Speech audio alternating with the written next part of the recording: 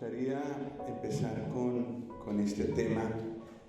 Cada vez que lo estudiaba más, mientras lo preparaba, y seguramente esto pasó con los otros tres hermanos que tendrán clases aquí, cada vez el Señor nos abre más el horizonte. Elías antes y durante la sequía, y eso nos es familiar porque estamos pasando por un tiempo de sequía en España. Ahora pues la gente está mucho mejor preparada, pero en aquel momento sí que era cuestión de tener lluvia o hambre. Y Elías es introducido delante de nosotros en la Escritura en un tiempo de sequía. Pero la sequía no era solo física, es decir, que no había alimento, que no había verdor en los prados, que no había fruto en los árboles, que todo se secaba, que los animales gemían por falta de agua. Había una tremenda sequía espiritual en el pueblo. Y en realidad esa es también la situación que tenemos hoy, aún en medio de los cristianos, entre los cristianos. Si abres internet, tienes que ir con mucho cuidado que miras y tener la Escritura siempre abierta,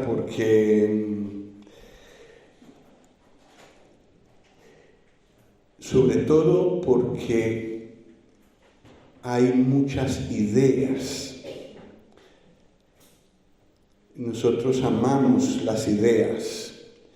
Sí, yo sé que en un estudio universitario especializado normalmente se habla de ideas de hombres, pero esa manera de pensar se ha pasado a la iglesia y entonces apreciamos más la alta teología, palabras muy bonitas, ideas muy bonitas, quizás encapsuladas con una frase en latín. Entonces nos suena, pero nosotros somos el pueblo del libro, nosotros somos cristianos y nuestro manual es la Escritura, no un libro de teología. Eso tiene su lugar y hay hermanos que han llegado muy profundo en esto, hay hermanos que vale la pena escuchar, pero siempre y cuando usen la Escritura, siempre y cuando las ideas que presentan están en la Escritura, se pueden fundamentar en la Escritura. Entonces estamos hablando de un tiempo de sequía espiritual y estos dos profetas nos mostrarán qué hacer en un tiempo así. Y nos alentarán, nos darán esperanza. Eso lo necesitamos hasta el final. Vamos a empezar con el anuncio de la sequía en 1 Reyes 17.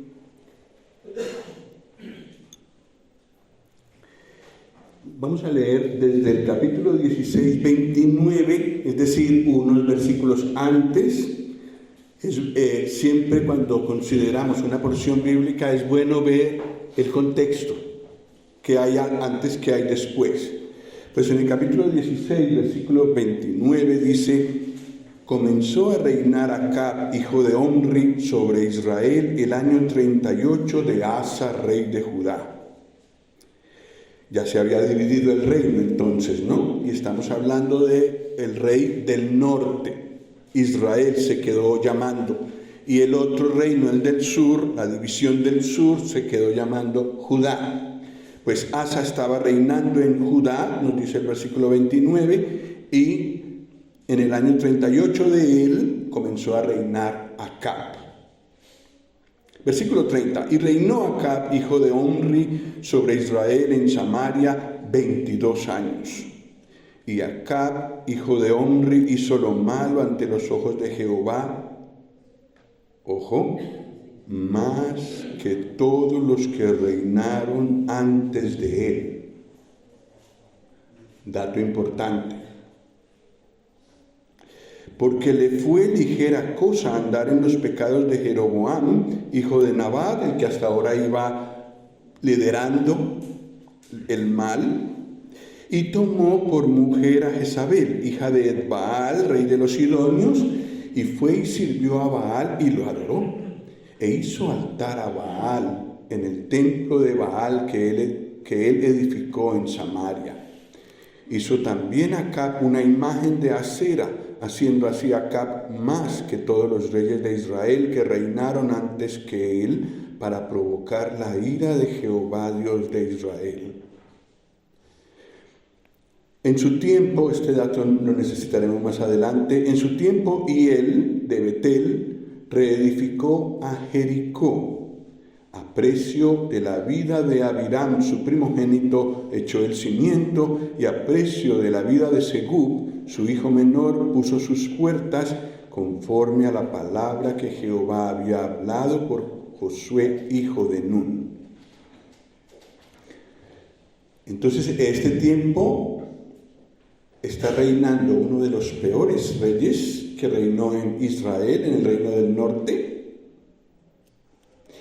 Y aparte de eso, Josué había emitido, dirigido por el Señor, una palabra de maldición para el que reedificara Jericó. Y poco importa lo que el Señor dijo.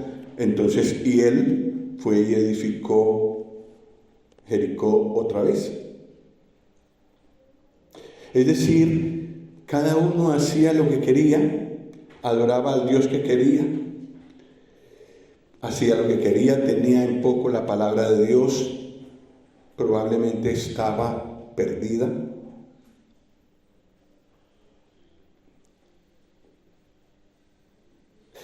Entonces la situación es crítica, es dura, es mala.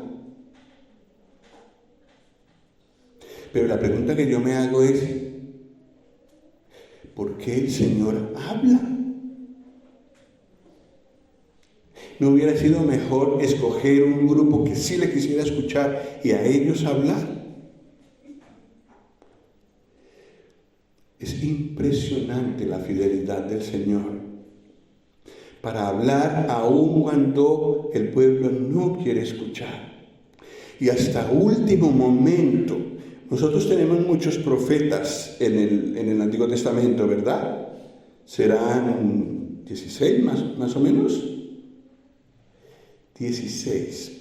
Muchos de ellos profetizaron en este tiempo de desvío. El Señor hablando desde temprano y sin cesar, levantando hombres fieles que hablaran su palabra. Y yo veo que eso hace el Señor hoy. Y ojo, quizá el hombre o la mujer fiel de este tiempo malo seas tú y sea yo.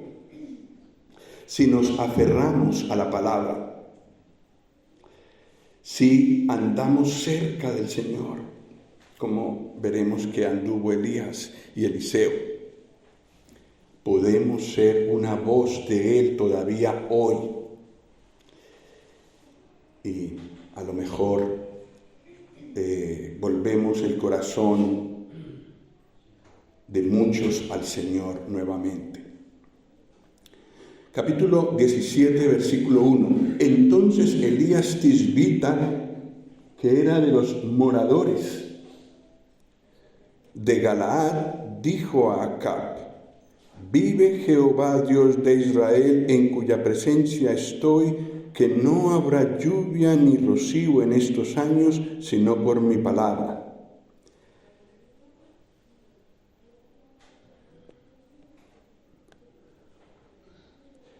Ya leímos qué hizo Acab. ¿Cuál era el Dios de Acab? Al Dios al que él era fiel. Baal. Y todo el pueblo iba tras él. Pero aquí viene una persona solitaria está solo, no tiene una compañía, no tiene guardaespaldas. Era de los moradores de Galaad, un poco lejos de Samaria. Y dice a Acab: vive Jehová, Dios de Israel. Acab recuerda que el Dios de Israel no es Baal, es Dios, es el Señor, es Jehová Dios. Y sigue diciendo él: en cuya presencia estoy. Yo estoy en la presencia del Señor. Tú estás en la presencia de Baal. Yo estoy en la presencia del Señor, del Dios vivo y verdadero. Elías podía, al estar en la presencia del Señor, podía saber lo que Dios iba a hacer. El Señor es el que dirige todas las cosas. Y claro, los que no lo escuchan, pues no saben lo que va a pasar con seguridad. El que está cerca del Señor, a él el Señor le revela las cosas que él quiere hacer. Pues esto hizo con Elías. El nombre de Elías significa aquel cuyo Dios es Jehová. Ya su nombre nada más habla. Una persona por medio de la cual Dios puede hablar aún en un tiempo de ruina general. Y pues Elías no era mejor que nosotros. Dice Santiago que era un hombre sujeto a pasiones como nosotros. Pero el Señor lo usó para grandes cosas, porque el Dios de él es un Dios grande, poderoso, soberano. Él gobierna sobre todo. Entonces, estar al lado de él, aunque yo esté solo, soy mayoría. Eso lo dijo un hermano una vez y me encantó. Un hombre con Dios es mayoría. Su nombre significa aquel cuyo Dios es Jehová. Él dice: vive Jehová, mientras que el rey y el pueblo honraban a Baal. Me gustaría deciros o recordaros, los que ya lo sabéis, el significado de la palabra Baal. Baal es Señor, un Señor con S minúscula. Y representa a todas aquellas cosas en nuestra vida que nos dominan y que nos alejan de la voluntad de Dios, pero que se plantan como soberanos, como los que mandan, y no podemos decirle que no. Difícilmente podemos sustraernos a su dominio.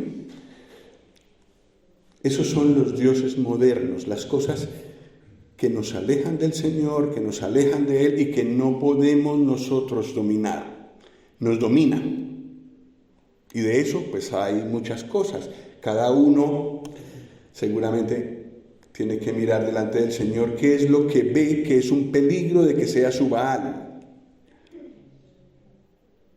Todos lo tenemos y todos tenemos que mantenernos cerca del Señor para poder no dejarnos dominar de ese Baal.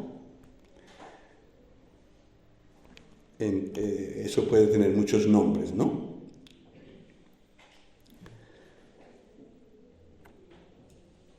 Elías está en la presencia del Señor y por esa razón puede presentarse delante de un rey que tenía poder, que era impresionante.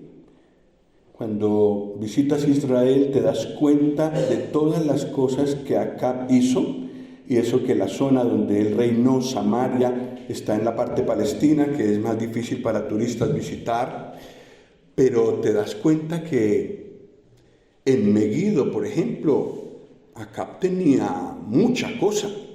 Era un rey a quien el Señor permitió llegar muy arriba. Y además tenía, según mis cuentas, 850 sacerdotes una multitud, imaginaos 850, que estaban a su lado. Y Elías viene y le habla, y no le vemos temblar. Le dice: vive Jehová en cuya presencia estoy. Habla con valor, porque su vida podía correr peligro en cualquier momento, y también un entendimiento de la voluntad de Dios, porque dice claramente: no habrá lluvia ni rocío en estos años, sino por mi palabra, y es lo que el Señor le había dado. Y también era una persona de oración, eso lo veremos con más detalle después, pero una buena comunión con Dios. Entonces muestra ante Acab valentía ante un rey impío. Era completamente impopular hablar de que el Señor era el Dios de Israel. Eso era vender la cabeza. Y anuncia la sequía. Santiago nos cuenta el secreto detrás de esta sequía. No fue que él decretó que Elías amaneció un día pensando: pues hoy voy a decir que haya una sequía. No, fue algo que el Señor le mostró. Capítulo 5 de Santiago, versículo 17 y 18. Santiago 5, 17 y 18 dice: Elías era hombre sujeto a pasiones semejantes a las nuestras, y oró fervientemente para que no lloviese. Y no llovió sobre la tierra por 3 años y 6 meses. Entonces lo que le dijo a Acab era el resultado de oración y también de respuesta del Señor. Elías era un hombre de oración. Versículo 18: y otra vez oró, esto sucederá más tarde, y el cielo dio lluvia y la tierra produjo su fruto. En nuestras reuniones de oración había un hermano que siempre preocupado por la sequía, ¿verdad, hermano Luis Carlos? Oró por lluvia. Hace 2-3 meses. Bueno, no llegó inmediatamente, pero probablemente había varios hermanos orando por lluvia. Se puede pedir. Somos hijos del Creador, de nuestro Dios y Padre que nos ama. Podemos pedirle estas cosas en confianza. Bueno, pues ora fervientemente que no lloviese. Entonces, Elías es conocido como el profeta del juicio, porque lo que primero anuncia, en el primer versículo que aparece, es juicio. Claro, como estaba el pueblo en idolatría, el Señor se manifestaba, respondía de alguna manera. Entonces, Elías tiene esa responsabilidad de anunciar juicio. También muestra gracia en varias de sus actitudes, pero mayormente es un profeta de juicio, el profeta Elías. Vamos con la siguiente. Miren, el versículo 2, esta es otra porción, otra historia. Y vino a él palabra de Jehová diciendo: apártate de aquí y vuélvete al oriente y escóndete en el arroyo de Querit, que está al frente al Jordán. Beberás del arroyo, y yo he mandado a los cuervos que te den allí de comer. Y él fue e hizo conforme a la palabra de Jehová, pues se fue y vivió junto al arroyo de Querit, que está frente al Jordán. Y los cuervos le traían pan y carne por la mañana, y pan y carne por la tarde. Y bebía del arroyo. Pasados algunos días se secó el arroyo porque no había llovido sobre la tierra. Una persona que anda en la presencia del Señor tiene la provisión del Señor en ese camino de obediencia. Siempre. el Señor le dice a Elías, apártate,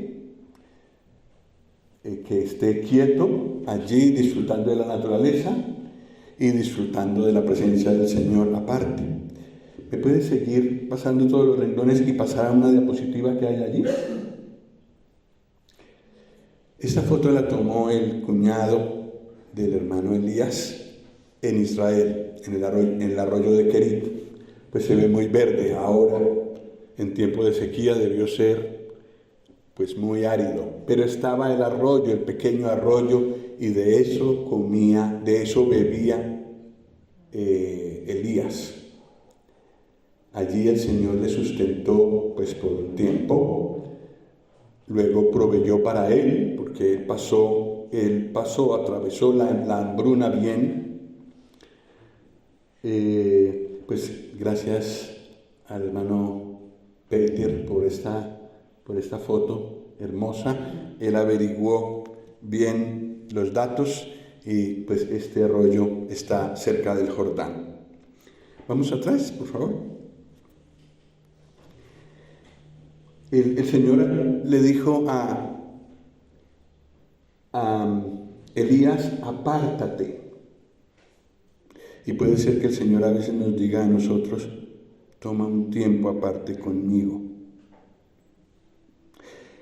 En muchas conferencias que yo he estado, como esta, yo he notado que el Señor me ha llamado aparte de esta manera. Porque aquí estoy libre de trabajo, estoy libre de otras preocupaciones y estoy pensando constantemente en la palabra. Entonces esto me alimenta. Este es un buen retiro de todo lo demás para escuchar al Señor. El Señor Jesús también se sabía retirar. Estuvo 40 días y 40 noches en el desierto. Estuvo toda la noche orando a Dios antes de escoger a los discípulos. Después de un sábado, un primer día de la semana, ya había anochecido, entonces era el primer día de la semana, había tenido mucho trabajo y sin embargo él se retiró aparte solo y allí oraba.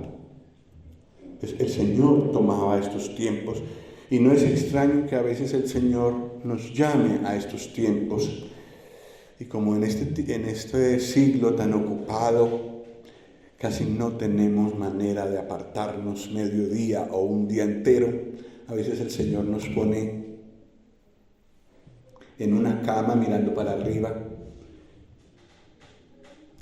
una semana, 2 semanas, 3 semanas, 4 semanas, para escucharle, en un lecho de enfermedad o en un parón de otra clase. Pero el Señor se busca maneras de que nos apartemos para escucharle. Y son necesarios esos tiempos para nosotros. Bueno, el Señor le dice, escóndete. Versículo 3, apártate de aquí, vuélvete al oriente y escóndete.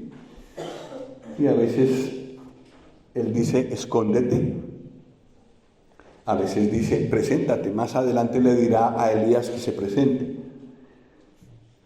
Él está listo a escuchar la voz de Dios y a obedecerla. Y lo hace.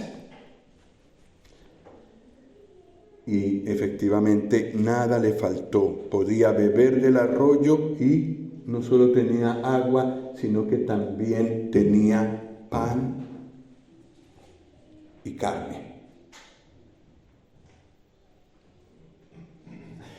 Y sabéis que los cuervos son amantes de la carne y del pan y de las sobras.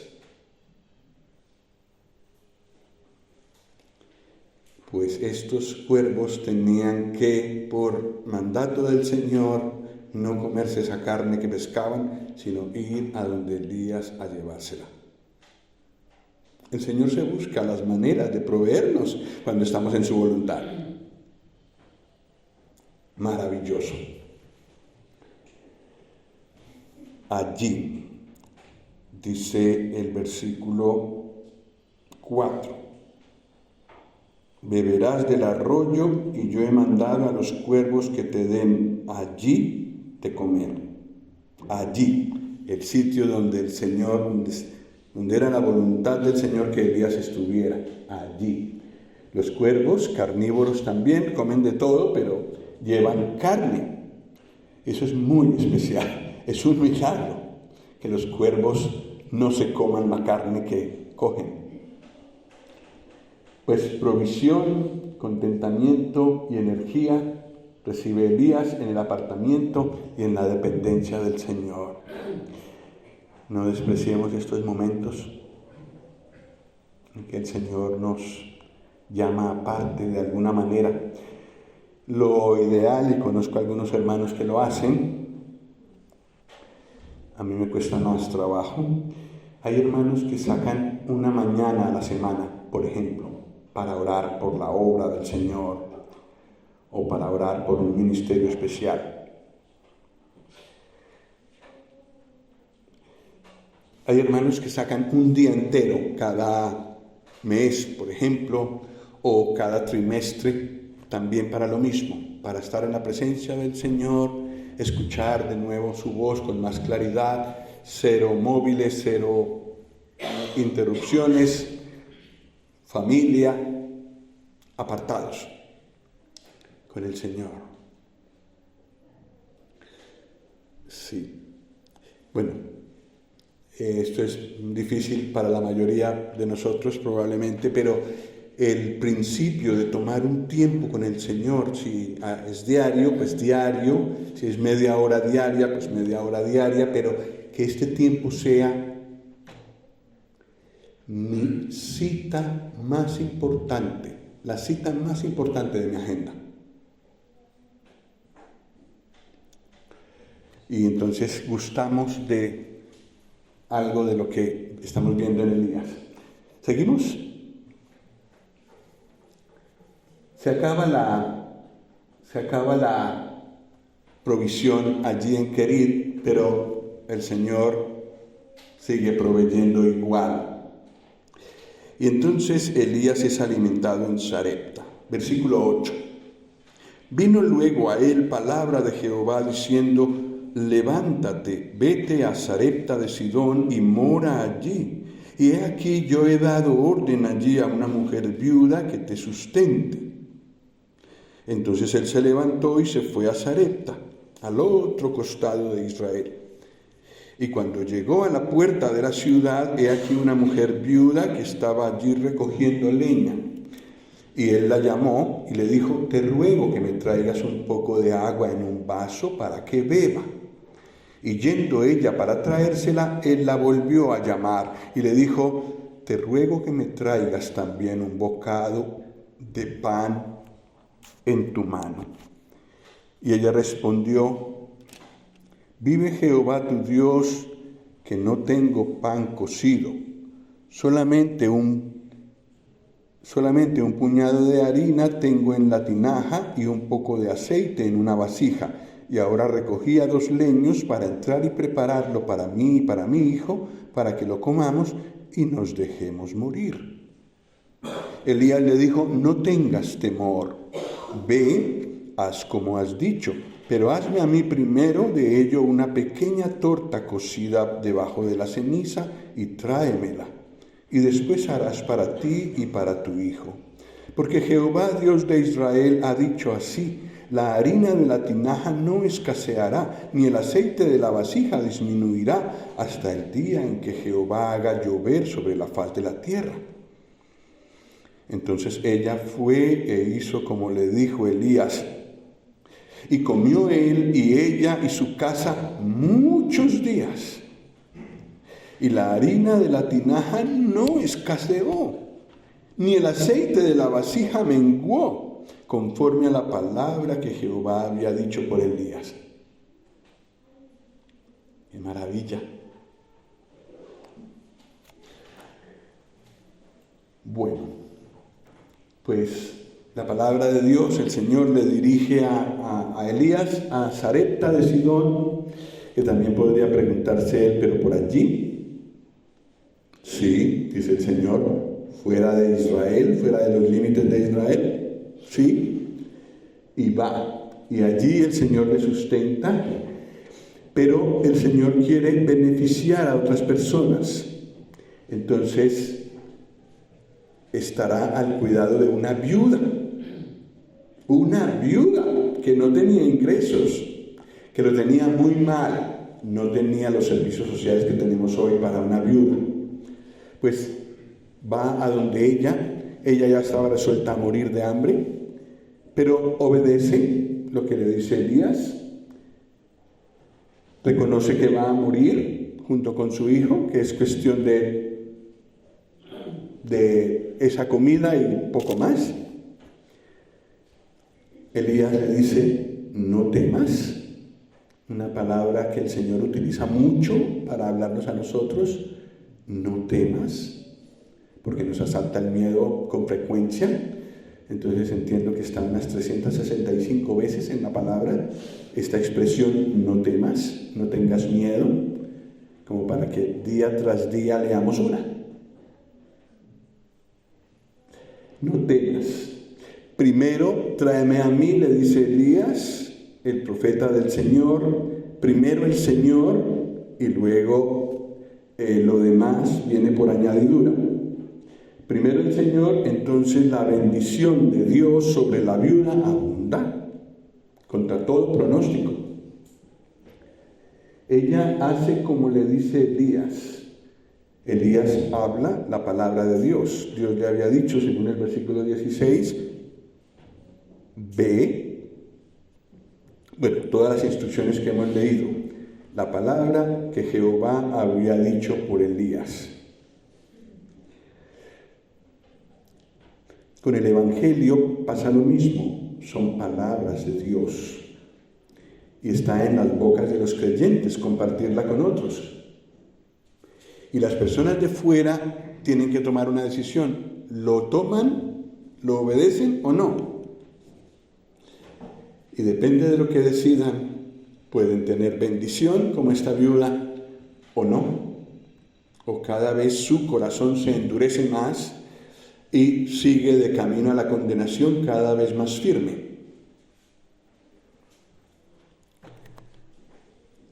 Bueno, pues esto es lo que vemos allí en Elías.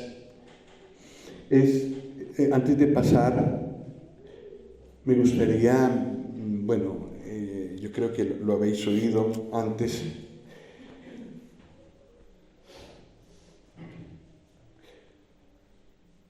¿Tú te has parado a pensar la bendición que es para los que te rodean, que no son creyentes, conocerte a ti? No al revés. Siempre pensamos en hay que mirar el mundo de afuera y qué bendición que tengamos personas a quienes hablarle del Señor. Pero no es eso lo que estoy diciendo. Conocer a un cristiano es una bendición para el no creyente. Aunque no le permita decirle nada, mejor si el cristiano habla. Pero si él ve una vida de una persona que en pleno siglo XXI y como están las cosas, vive en la presencia de Dios, ese mensaje es muy poderoso. Ver paz, ver contentamiento, ver alegría, ver paz en una familia. Esta familia tiene algo muy especial. No les voy a decir cómo les voy a decir, cómo voy a tener yo cara de reconocer que ellos están mejor que yo, pero muy en lo íntimo lo reconocen. Y quizás el Señor les dé una oportunidad alguna vez por su palabra de conocerlo, de conocer algo de Él, y se acordarán de la familia o del creyente, que era un creyente de los que estamos sentados aquí, pero con una vida ejemplar, con una vida en la presencia del Señor como Elías. La verdad que ese es mi caso. Después de conocer muchas familias que vivían de cualquier manera, o la mía, donde se peleaba mucho durante el día, ver una familia donde había paz, realmente eso me dejó a mí desarmado. Y eso que era un libre pensador, una persona que no quería tener nada que ver con Dios, pero eso me impactó. Y nosotros, creyentes de hoy, podemos impactar las vidas de los de afuera. No nos querrán escuchar, pero no podrán evitar vernos y comprobar cosas, nuestra honestidad, que no mentimos, que somos serios en el manejo de dinero, que sabemos perdonar. Todo lo que el Señor nos ha enseñado. Ese es un mensaje muy poderoso. Bueno, vamos con la última historia, porque esta viuda, habiendo hospedado a Elías, todavía no había llegado a la cima de la bendición que recibiría. Capítulo 17, versículo 17. Después de estas cosas aconteció que cayó enfermo el hijo del ama de la casa, y la enfermedad fue tan grave que no quedó en él aliento. Y ella dijo a Elías: ¿qué tengo yo contigo, varón de Dios? ¿Has venido a mí para traer a memoria mis iniquidades y para hacer morir a mi hijo? Él le dijo: dame acá a tu hijo. Entonces él lo tomó de su regazo y lo llevó al aposento donde él estaba y lo puso sobre su cama. Y clamando a Jehová dijo: Jehová, Dios mío, aún a la viuda en cuya casa estoy hospedado has afligido, haciéndole morir a su hijo. Y se tendió sobre el niño 3 veces y clamó a Jehová y dijo: Jehová, Dios mío, te ruego que hagas volver el alma de este niño a él. Y Jehová oyó la voz de Elías, y el alma del niño volvió a él, y revivió. Tomando luego Elías al niño, lo trajo del aposento a la casa, y lo dio a su madre. Y le dijo Elías: mira, tu hijo vive. Ojo a las palabras de la mujer. Llegan mucho más lejos que antes. Entonces la mujer dijo a Elías: ahora conozco que tú eres varón de Dios y que la palabra de Jehová es verdad en tu boca. Ay, que lleguen a decirme a mí eso. Ahora conozco que el Dios, el que tú hablas, es el Dios verdadero y que lo que tú dices es la palabra de Dios, está fiel a lo que dice la Escritura.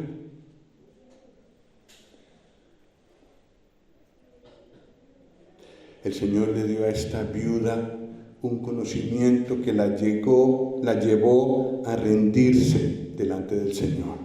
Algunos detallitos que miraremos. Ella es consciente, versículo 18, de su pecaminosidad. Cuando llegó Elías a su casa, no le habló de su pecaminosidad. Le pidió comida y agua. Pero ahora ella es consciente que al estar enfrente de un varón de Dios, una persona que vive en la presencia del Señor, algo en su corazón no corresponde con esa santidad que muestra este hombre. Entonces piensa en su pecaminosidad y en las consecuencias de su pecaminosidad. La paga del pecado es muerte. Pues entonces habla de la muerte de su hijo. Luego Elías hace suyo el problema de la viuda. Esto lo afectó. Y al verse afectado, oró con mayor profundidad. Es una clave para una oración eficaz. Vivir lo que estoy pidiendo. Dolerme y ojalá con lágrimas pedirlo. Pues Elías hace suyo el problema de la viuda y ora. Nos hace pensar en el Señor Jesús también orando al Padre y diciendo un poco antes de resucitar a Lázaro: gracias te doy porque me has oído, dice el Señor Jesús al Padre. Yo sabía que siempre me oyes, pero lo he dicho por causa de la multitud. Bueno, Elías toma el lugar del niño, se pone encima de él, tal vez no era muy grueso, se pone en el lugar donde está el niño en su muerte y ora. Y muestra el poder de la oración para actuar, la gracia del Señor y su poder actuando juntas. Y el niño es resucitado. Y si esto nos hace pensar en el poder de la resurrección en un creyente. El creyente es el único que ha muerto con Cristo y resucitado con Él. Y es la única persona, el creyente es la única persona, pues con otros que sean creyentes, que pueden mostrar lo que es una vida de resurrección, es decir, una vida nueva. Vivían como los demás, pero ahora, después de convertirse al Señor, viven una vida nueva. Su nueva vida. Y su nueva vida es la que hace evidente que la palabra de Dios funciona, es verdadera, hoy, en pleno siglo XXI, cuando nadie la cree. Pero funciona. Se ve en la vida de un resucitado que anda por ahí y que se congrega, que va a un sitio a congregarse, que se conoce como cristiano. Hermanos, el ejemplo, el valor del ejemplo de un creyente es impresionante, sobre todo en una sociedad como la nuestra, que es muy difícil hablar. Pero probablemente después de vidas hay oportunidad de hablar y le podemos pedir al Señor que nos dé oportunidades de hablar. La palabra de Dios es verdad. La primera vez la viuda no lo reconoce. No nos dice esto, pero después de la resurrección de su hijo, sí. Después de que resucitó el hijo y que ella pudo ver el poder de la resurrección, que solo podía venir de parte del Dios vivo y verdadero, entonces ella reconoció que Elías servía al Dios verdadero y que su palabra era la verdad. ¿No es eso lo que el mundo de hoy necesita reconocer? Los no creyentes, todos los demás, nosotros somos minoría. Hay millones que no conocen al Señor alrededor de nosotros. ¿Cómo pueden mirar la palabra de Dios ellos si no la abren? Ni siquiera la tienen probablemente. A través de los creyentes. Y el Señor nos ha puesto en un sitio, en el otro, en el otro, en el otro, en el otro, para nuestra bendición y para su bendición. Para su bendición. Nos ha puesto donde nos ha puesto, por ellos también. Pues que el Señor nos ayude, hermanos, a andar como Elías en un tiempo que no podía ser más malo.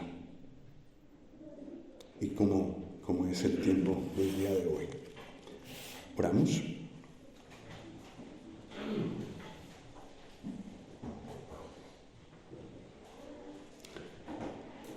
Te alabamos, oh Dios y Padre,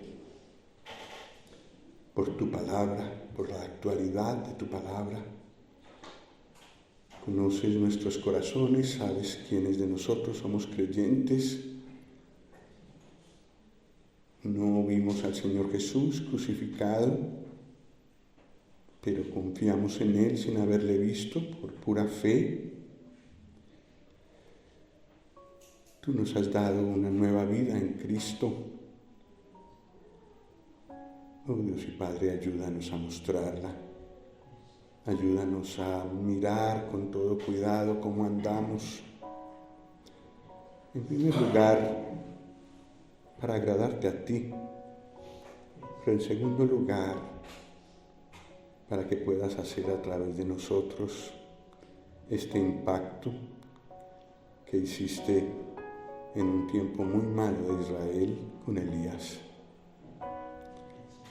Te damos gracias por concedernos este desafío y poderte escuchar, y en tus manos nos encomendamos. Por medio del Señor Jesús. Amén.